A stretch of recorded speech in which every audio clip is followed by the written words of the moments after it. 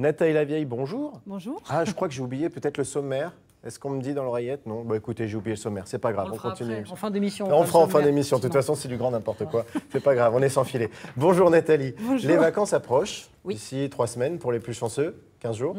Et évidemment, les animaux aussi, ils ont le droit de partir en vacances. Donc on va penser à eux. Et comment on prépare ce grand départ? On commence par la valise, évidemment. Oui, alors la valise de Kiki, enfin de votre petit chien ou de votre petit chat, on va penser à emmener sa gamelle, parce que selon où on va, on n'aura pas le nécessaire approprié. Donc voilà, Julien m'a fait des photos superbes.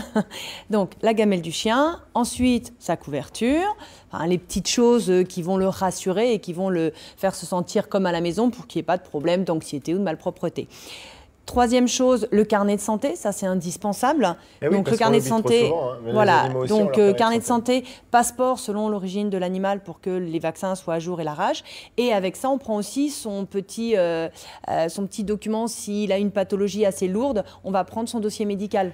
D'accord, ça on demande à son vétérinaire traitant. Parce que de la même manière que pour l'enfant ou même l'adulte, si on est amené à avoir un accident pendant les vacances, le vétérinaire a besoin de ces documents. Tout à fait. Si on a une pathologie lourde comme un cardiaque, un insuffisant rénal qui a un traitement assez lourd, c'est important d'emmener les dernières prises de sang, les derniers comptes rendus chirurgicaux s'il y a une chirurgie. Parfois on les opère, ils partent en vacances après, donc c'est bien d'avoir quand même un petit suivi pour que mon confrère, quand il trouve l'animal en vacances, qu'il ne découvre pas qu'il a un petit peu de connaissances. Voilà. Est-ce que justement aussi il y a des lieux de vacances qu'on doit éviter? Parce que par exemple vous dites s'il est cardiaque, faut penser aussi à l'animal, pas s'engager dans des grandes randos s'il n'est pas... Voilà, c'est certain qu'on va adapter ses vacances, ou en tout cas son mode de garde, à son animal. Un animal qui est cardiaque, vous ne l'emmenez pas faire les montagnes pendant 2 heures, ça c'est pas possible.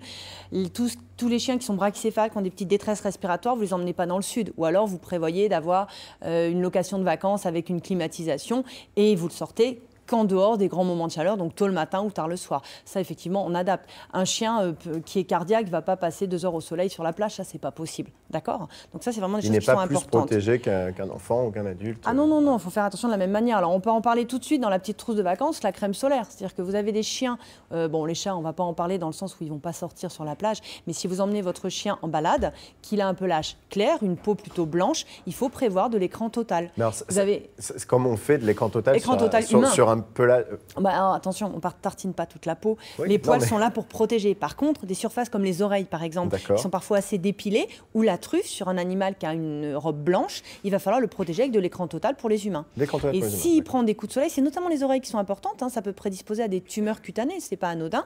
Donc dans ces cas-là, le soir, s'il y a eu coup de soleil, on met une crème, je ne sais pas si j'ai le droit de citer des marques, mais tant pis, hein, Biafine, Vaseline, pour hydrater la peau le soir. Pas dans la journée, bien sûr. Les coussinets, le dessous des pattes aussi, c'est des Alors, on peut les tanner un petit peu en préventif si vous allez faire de la rando.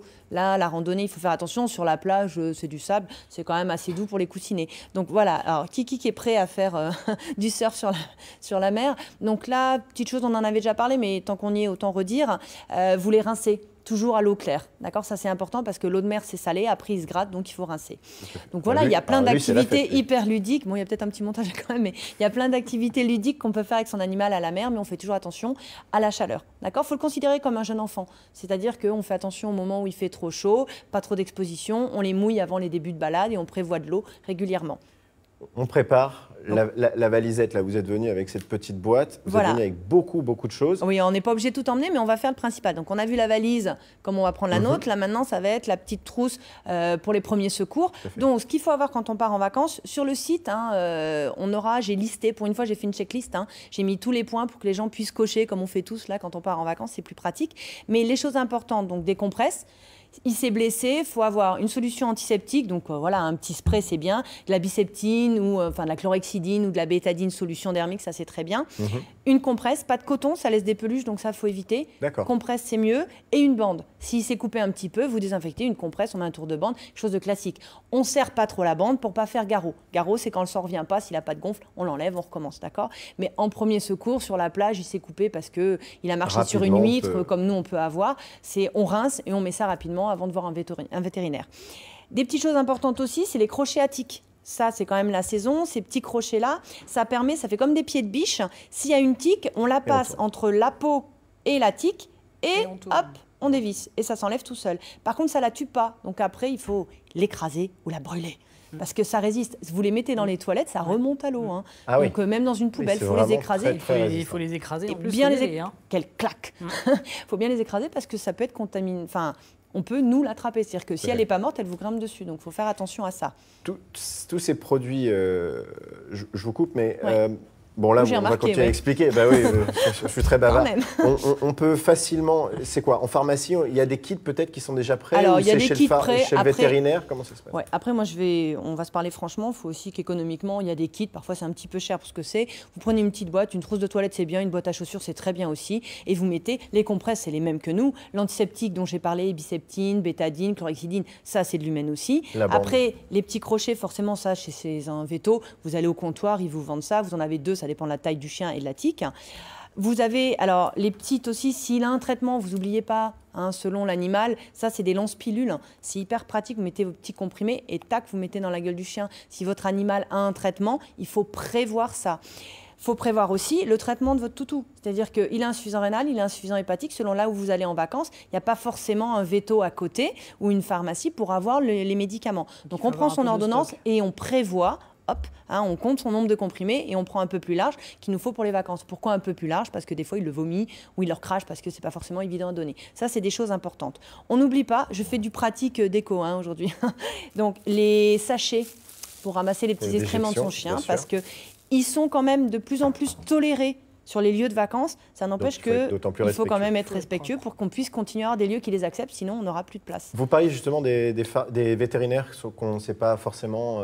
Est-ce qu'il y a un numéro qui permet facilement de trouver un vétérinaire? Est-ce qu'il vaut mieux anticiper en fonction de l'endroit où on va, tout de suite chercher avant de partir dans les pages jaunes un petit peu? Alors moi je pense qu'il faut mieux chercher avant. On n'a pas vraiment d'endroit, après c'est les pages jaunes, mais sinon vous cherchez.